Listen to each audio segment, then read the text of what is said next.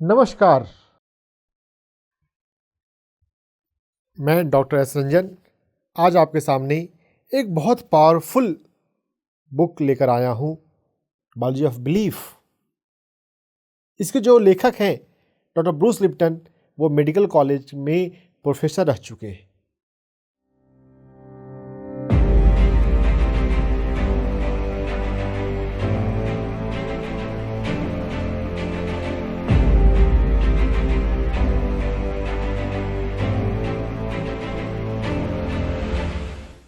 जिसके कंसेप्ट्स को अगर हम समझ लेते हैं तो हमारे जीवन से एक बहुत बड़ी भ्रम जो हमारे जीवन में हो रही है कि हम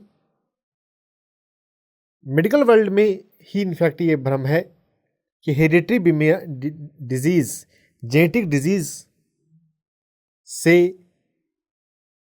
हमें डरने की जरूरत है। अगर हेरिडिटरी डिजीज है तो फिर ये बीमारी बच्चों में रहेगी ही। ये एक ऐसा ब्लंडर है जिसको जैसे कोई कहे कि सुबह सूरज उगता है, शाम में सूरज डूबता है, यानी कि सूरज पृथ्वी के चक्कर लगा रहा है। अगर कोई भी थोड़ा सा भी एजुकेटेड पर्सन हो तो इस बात को समझेगा कि सूरज चक्कर नहीं लगा रहा, पृथ्वी सूरज के चारों ओर चक्कर लगा रही है। लेकिन दोस्तों, 500 साल पहले यही समझा जाता था कि सूरज पृथ्वी के चक्कर लगाती है। हमारा साइंस बहुत हद तक वेस्टर्न कल्चर से इन्फ्लुएंस्ड है।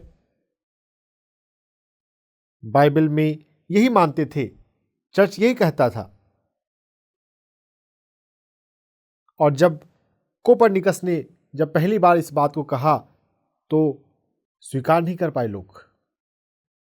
वैसे ही डॉक्टर ब्रूस लिप्टन, वो मेडिकल कॉलेज में प्रोफेसर रह चुके हैं और ये स्टेम सेल्स पर रिसर्च करते थे।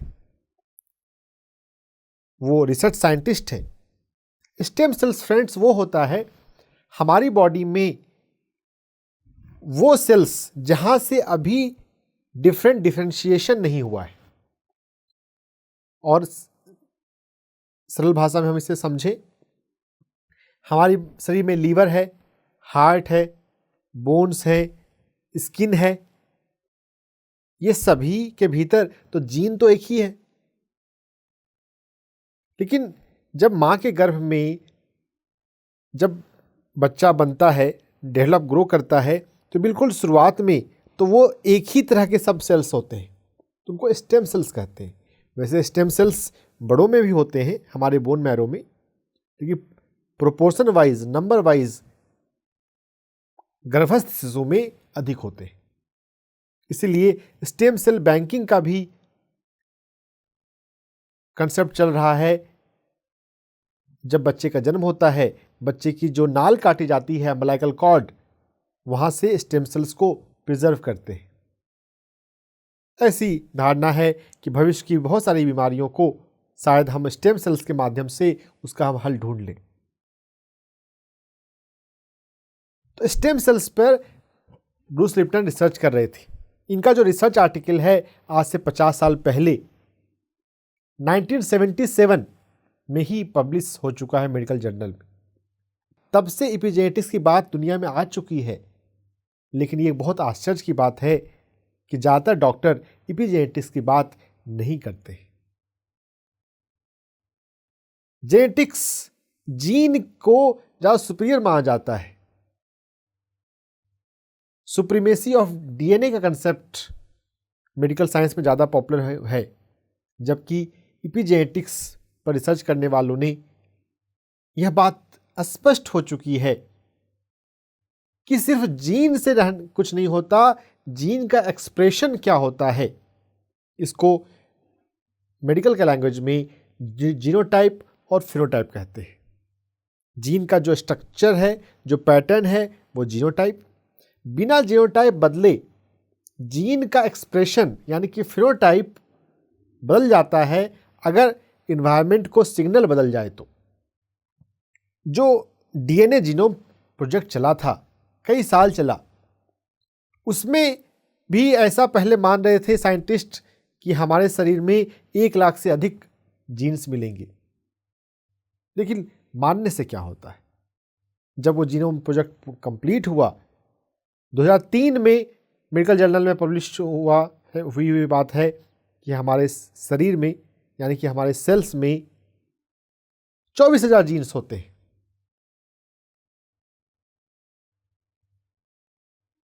जीन को ज़्यादा महत्वपूर्ण माना जाता है। जीन के सिर्फ रहने से कुछ नहीं होता, जीन को वो जीन अपना प्रभाव कैसे लाते हैं। कोई बम है, वो बम अगर पानी में डूब जाए, अगर नहीं फटे तो बम का कोई उपयोग नहीं रहा। सिर्फ जीन के रहने से नहीं होता, उस जीन का एक्सप्रेशन कैसा हो रहा है, और एक्सप्रेशन निर्भर करता है इन्वायरमेंट पे, वातावरण। तो हमारे जो बॉडी में सेल्स हैं, इसके लिए वातावरण क्या है, हम क्या भोजन करते हैं और हम किस तरह के माहौल में रहते हैं और हम क्या सोचते हैं। जो हम सोच रहे हैं उसका प्रभाव हार्मोन के माध्यम से फिजियोलॉजी में वैसे सिग्नल्स जाते हैं। अगर हम खुश होते हैं तो हैप्पीनेस हार्मोन बनते हैं, अगर हम डिप्रेस होते हैं तो इन्फ्लामेशन हो जाता है। हमारे हर एक विचार का प्रभाव हमारे जीन तक पहुंच रहा है। हमारे इमोशन, हमारी फीलिंग्स, हर एक विचार, हर एक इमोशन, हर एक फीलिंग्स का प्रभाव हमारे जीन पर जा रहा है, और ये डिसाइड करता है कि जीन कैसा एक्सप्रेस होगा, बम फटेगा या नहीं फटेगा।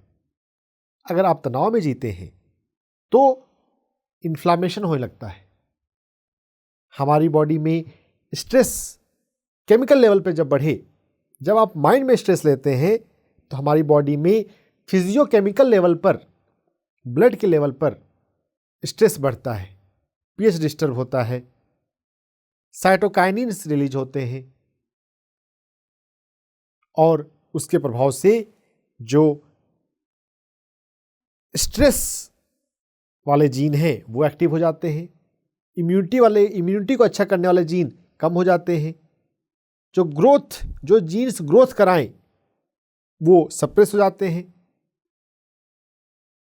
और अगर हम खुश रहते हैं तो हमारी बॉडी में डोपामाइन बनता है, सेरोटोनिन बनता है। हैप्पीनेस हार्मोन बनने से, फील गुड हार्मोन बनने से, ऑक्सीटोसिन बनने से हमारी बॉडी में इम्यूनिटी वाले जीन्स एक्टिव होंगे। हमारी बॉडी में जो ग्रोथ होने के लिए जो जीन्स चाहिए वो एक्टिव होंगे। डॉक्टर ब्रूस लिप्टन जब स्टेम सेल्स पर रिसर्च करते हुए जब उनको ये बात मिली, ही वाज सरप्राइज्ड। और जब उस बात को वो मेडिकल प्रेजेंटेशन में जब बोल रहे हैं, ज़्यादातर उनके कलीग डॉक्टर सुनने को तैयार नहीं। सामने रिपोर्ट है, सामने फाइंडिंग है, पेट्री सेल्स पर वो जब स्टेम सेल्स पर रिसर्च कर रहे हैं, अगर कल्चर मीडियम, उसका एनवायरनमेंट चेंज किया तो उसका एक्सप्रेशन बदल गया है। स्टैनफोर्ड में वो मेडिकल कॉन्फ्रेंस में बोल रहे थे, उनको इतना अपोजिशन मिला कि उन्होंने मेडिकल फील्ड छोड़ दिया कि अगर कोई सुनने वाला नहीं हो तो रिसर्चर को, जीनियस को फ्रस्ट्रेशन होने लगता है। मेडिकल कॉलेज से उन्होंने रिजाइन दे दिया। वो जनरल पब्लिक में जनरल अवेयरनेस लोगों में कर रहे हैं कि अपने हम माइंड पर काम करें, थॉट्स पे काम करें, हम अपनी फील गुड फैक्टर पर काम करें। पिछले 50 साल से वो इस पर काम कर रहे हैं। यह बायोलॉजी ऑफ बिलीफ किताब ही आज से 20 साल पहले आई है। इतनी ज़बरदस्त बुक है, अगर आप प्रॉपर समझते जाएं, पढ़ते जाएं तो आपका देखने का नज़रिया बदल जाएगा। हेरिडिटरी डिजीज से डर आपका समाप्त हो जाएगा। इपिजेनेटिक्स पे काम करते हुए कई सारे रिसर्च साइंटिस्ट अब इस पर काम कर चुके हैं। डॉसन चर्च जेनियोजीन्स, कई सालों का रिसर्च हुआ है कि मेडिटेशन से, माइंडफुलनेस से, EFT से कौन कौन से जीन का एक्सप्रेशन चेंज होता है, वो पार्टिकुलर जीन्स को आइडेंटिफाई किया गया है। मेडिकल जर्नल में कई सारे आर्टिकल पब्लिश हो चुके हैं। लेकिन ये बहुत सरप्राइजिंग बात है कि जो रिसर्च से सामने बात आ चुकी है वो कॉमन पब्लिक में नहीं आ रही है। डॉसन चर्च के अलावा दीपक चोपड़ा और हार्वर्ड के न्यूरोलॉजिस्ट डॉक्टर रुडोल्फ टेंजी, उनके द्वारा बुक है सुपर जीन्स, उसमें भी उन्होंने ये बात लिखी है। लेकिन एक आम फिजिशियन, जनरल फिजिशियन के प्रैक्टिस में जब हेरिडिटरी डिजीज निकलती है, एपिजेनेटिक्स की बात नहीं होती है। मैं एक्यूपंक्चर प्रैक्टिस करता हूँ, कॉन्शसनेस हीलिंग, पेशेंट देखता हूँ, जब पेशेंट्स दूसरे फिजिशियंस के डिफरेंस में आते हैं, वो बोलते हैं हमें तो डॉक्टर साहब किसी ने बताया नहीं कि हेरिडिटरी डिजीज को भी एपिजेनेटिक्स से ठीक कर सकते हैं। हम अपने इन्वायरमेंट को चेंज करें, अपने फूड को चेंज करें, अपने माइंड को चेंज करें तो हील हो सकते हैं। यहां पर ब्रूस लिप्टन बोलते हैं कि बिग फार्मा के द्वारा मेडिकल प्रैक्टिसेस को मैनिपुलेट करना, ये कड़वा सच है। मेडिकल प्रैक्टिसेस में इथिक्स बहुत अच्छा नहीं रह गया है। ज्यादातर जगह पर बिजनेस माइंडसेट से प्रैक्टिस हो रही है। ह्यूमैनिटेरियन अप्रोच, रिसर्च में अप टू डेटेड रहना, किस तरह से हम इजी वे में मैक्सिमम बेनिफिट दे सकें, उस पर फोकस बहुत कम डॉक्टरों का है। लेकिन आज इंटरनेट के ज़माने से कोई भी पर्सन समझ सकता है एपिजेनेटिक्स के कंसेप्ट्स को। Environmental control of genes, epigenetics, जो जेनेटिक्स डिजीज कही जाती हैं, लगभग 90% जेनेटिक डिजीज को उस जो डिजीज एसोसिएटेड जीन्स हैं उसके एक्सप्रेशन को हम रोक सकते हैं।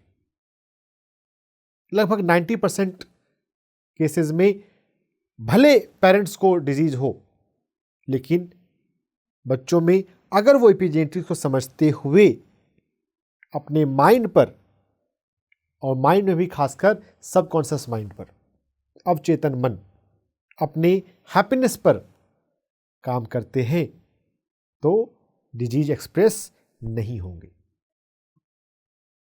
तो इसके लिए क्या करें?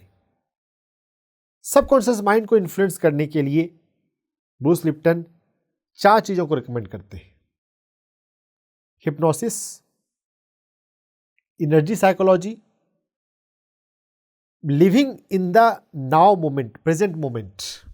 तो स्ट्रेस आपको प्रभावित नहीं कर सकता। और अगर पास्ट में ही जीना हो तो अपने लाइफ के जो हैप्पी मोमेंट्स हैं उसकी मेमोरी आप बना के रखें। वेन डायर ने भी इस मेथड को यूज करने को कहा। आपकी लाइफ का जो सबसे बेस्ट मोमेंट है, पीक मोमेंट है, उसका एक खूबसूरत सा फोटो, बड़ा सा फोटो बनाकर अपने ड्राइंग रूम में रखें ताकि आप अधिक से अधिक हैप्पीनेस जोन में रहें। ब्रूस लिप्टन ने इनकी जो कई सारी किताबें लिख चुके हैं, हनीमून इफेक्ट में उन्होंने ऐसा ये बात कहा, जनरली हनीमून कुछ दिनों का होता है, जो है उसमें जो हैप्पीनेस है, उस हैप्पीनेस को, उस जॉय को आप सस्टेन कर सकते हैं ना, अगर उसकी तैयारी हो तो। कैसे उसे सस्टेन करना है, इसके लिए रोल आता है माइंडफुलनेस का, मेडिटेशन का। एनर्जी साइकोलॉजी, जिसके अंदर आता है EFT और साइके, यह हर एक अपने आप में एक बड़े टॉपिक है जिसको हमें समझना चाहिए। आपको वीडियो भी मैं बनाऊंगा। हिप्नोसिस, जो बातें हम बार बार सुनते हैं हम उसके लिए हिप्नोटाइज हो जाते हैं। और खासकर बचपन में जब हम छोटे के रूप में पेरेंट्स की बातों को, टीचर्स की बातों को सुनते हैं, हम उनकी सभी बातों को स्वीकार करते हैं। ये दुनिया बहुत बुरी है, बहुत टफ कंपटीशन है, ऐसा अगर पेरेंट्स बोलते हैं, हम बच्चे के रूप में स्वीकार कर लेते हैं। जब हम कॉन्शसनेस को समझते हैं तो बात हमें पता चलती है कि हमारा फिंगरप्रिंट दूसरे पर्सन से मैच नहीं करता। अगर हम अपने नेचुरल अंदाज में अगर लाइफ को जीने लगे तो कंपटीशन कहाँ है? There is no competition. लेकिन उसके लिए आपको अपने कॉन्शसनेस को समझना होगा, अपने यूनिकनेस को समझना होगा और उसको एक्सप्रेस करना होगा। अगर हम लकीर के फकीर हैं फिर तो कंपटीशन है,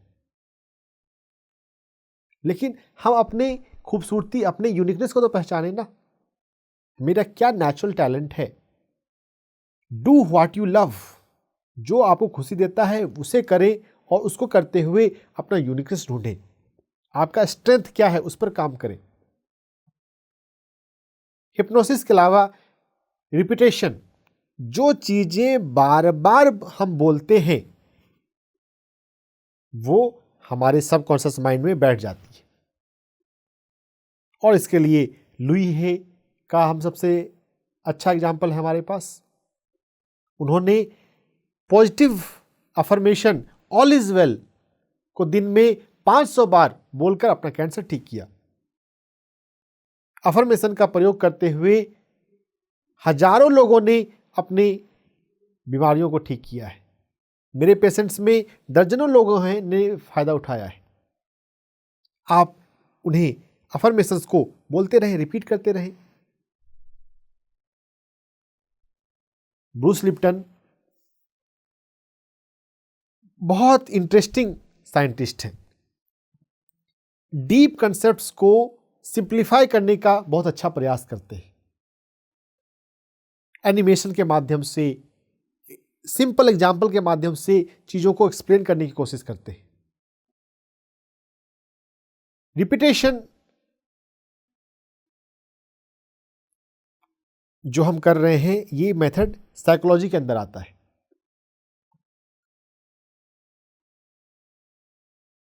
इसको अगर हम न्यूरोलॉजी से जोड़ दें, ब्रेन साइंस, तो अल्फा और थीटा स्टेट में यह ज्यादा काम करेगा। यानी कि कहने का मतलब, जब आप अफर्मेशन कर रहे हैं उस समय आंखों को बंद कर लें। आंखों को बंद करने से हम रिलैक्स होते हैं, हम अल्फा स्टेट में पहुंच जाते हैं। और जब हम थीटा स्टेट में चले जाते हैं अगर, तो हम अपनी एनर्जी को फील करने लगते हैं। जो एनर्जी साइकोलॉजी के मेथड्स हैं, EFT है, साइके है, कई सारे मेथड्स हैं, तो उसमें अगर हम एनर्जी को फील करते हैं तो थीटा स्टेट है। अल्फा और थीटा में हमारे सबकॉन्शियस माइंड की प्रोग्रामिंग ज़्यादा अच्छे से होती है। तो ये न्यूरो साइंस की बातें को भी उन्होंने कंबाइन कर लिया, क्वांटम फिजिक्स को भी उन्होंने कंबाइन कर लिया अपनी टीचिंग्स में। तो ये मल्टीपल फील्ड्स की बातों को ईजी बनाकर बोलते हैं। लाइफ तो प्रैक्टिकल लेवल से जो हमारे लिए चाहिए उसकी जरूरत है ना। उनका एक रिसर्च उन्होंने पेटी डिश पे किया, सिर्फ उससे प्रैक्टिकल लेवल पे लोगों को क्या बेनिफिट होगा। तो उनके पास ये खासियत है कि कई सारे फील्ड्स के नॉलेज को वो एक जगह पे जोड़ लेते हैं। हाँ, इसके लिए उनको बहुत मेहनत करनी पड़ी। क्वांटम फिजिक्स जब वो शुरू में समझ रहे थे तो उनको बहुत माथापच्ची करनी पड़ती थी, समझ में नहीं आता था। लेकिन जब अब उन्होंने समझ लिए तो हमारे लिए वो आसान करके हमें बता रहे हैं। इसमें एक चैप्टर है, parents are genetic engineers of child. माता पिता जो होते हैं वो जीन के इंजीनियर हैं अपने बच्चों के लिए। पेरेंट्स होना एक बड़ी जिम्मेदारी का काम है। अगर हम होश हवास में देखें, जिए तो दिल्ली में मैं एक अच्छे स्पिरिचुअल टीचर को जानता हूं, डॉक्टर चांद भारद्वाज, जो कहते हैं उनकी मां ने उनके लिए जेनेटिक इंजीनियरिंग की।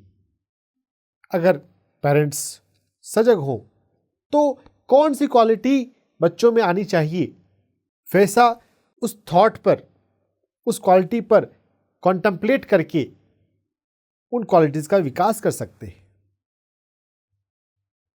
और इसके लिए भी जो जो लोग काम कर रहे हैं उनका रेफरेंस उन्होंने दिया है। इनके बुक का स्टाइल है, चूंकि ये साइंटिस्ट हैं, तो जो भी दूसरे रिसर्चर का जब वो मेंशन करते हैं तो उनका नाम और उनका ईयर साथ में दे देते हैं, कि जिनको इंटरेस्ट हो इस टॉपिक को अधिक समझने में, वो उस रेफरेंस को देख सकते हैं। जिनका साइंटिफिक टेम्परामेंट है, जो साइंस को और समझना चाहते हैं, तो इस टॉपिक पे कई लोग काम कर रहे हैं। छोटे बच्चे को हम छोटा ना देखें, उनके अंदर भी एक फुल ह्यूमन है, बस वो बॉडी छोटी है। और छोटे बच्चों का माइंड, जीन जिस तरह से प्रोग्राम हो जाता है, उस तरह से पूरी लाइफ है, पूरी एडल्ट लाइफ है, और इस तरह से पूरा जीवन है। तो हम ह्यूमैनिटी को सेव कर सकते हैं, बेहतर बना सकते हैं, अगर अधिक से अधिक लोग अपने इस कैपेसिटी के प्रति जानने लग जाएं कि आप अपने जीन को बदल सकते हैं। और जीन को बदल सकते हैं तो पूरा हेल्थ आप बदल सकते हैं। विक्टिम माइंडसेट बहुत लोगों ने सीखा हुआ है, उस विक्टिम माइंडसेट से बाहर आने की जरूरत है। Creator mindset, you have creative power, claim your creative power, learn to program your mind, learn to program your emotions, learn to manage your emotion. अपने माइंड को प्रोग्राम करके, अपने इमोशंस को प्रोग्राम करके आप अपने जीन को बदल सकते हैं। बहुत सारे रिसर्चर्स आ चुके हैं, बहुत सारे टेस्टिमोनियल आ चुके हैं। कैंसर रिसर्चर हैं केली टर्नर, उन्होंने दर्जनों ऐसे कैंसर पेशेंट पाए जिन्होंने इमोशन फैक्टर पर काम करके अपने कैंसर को ठीक किया। उनकी बुक है radical remission, radical hope, 2 powerful किताब है, पढ़िए। अपने माइंड को चेंज करके कैंसर भी ठीक होता है, सारी बीमारी ठीक होती है। नेटफ्लिक्स पर डॉक्यूमेंट्री है हील, आप देखें। डॉक्टर बर्नी सिगल कहते हैं कोई बीमारी लाइलाज नहीं है।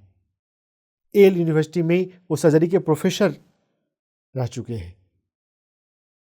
जब हम एपिजेनेटिक्स के कंसेप्ट को समझ जाएंगे तो हम भी जान जाएंगे कोई भी बीमारी लाइलाज नहीं है, लेकिन आपको अपने लाइफ की, अपने इमोशन और अपने माइंड की रिस्पॉन्सिबिलिटी लेनी पड़ेगी। कैसे सबकॉन्शियस माइंड को प्रोग्राम किया जाए वो सीखना पड़ेगा। Affirmation, hypnosis, living in now, energy psychology, इन सभी में सबसे आधार जो है वो ध्यान है। ध्यान के माध्यम से आप नाव में आ जाते हैं, ध्यान के माध्यम से आप अपने विचारों के प्रति सजग हो जाते हैं। और वो पता चलता है कि हाँ, मेरे भीतर कौन से निगेटिव विचार हैं, कौन से निगेटिव इमोशंस हैं, किनको बदलना जाए। ध्यान के माध्यम से आप अपनी सेल्फ हीलिंग कर सकते हैं। ध्यान के माध्यम से आप अपने जीन को हील कर सकते हैं। हेरिडिटरी डिजीज है तो घबराने की जरूरत है। अपने भीतर, अपने माइंड से ये कंसेप्ट निकाल दें।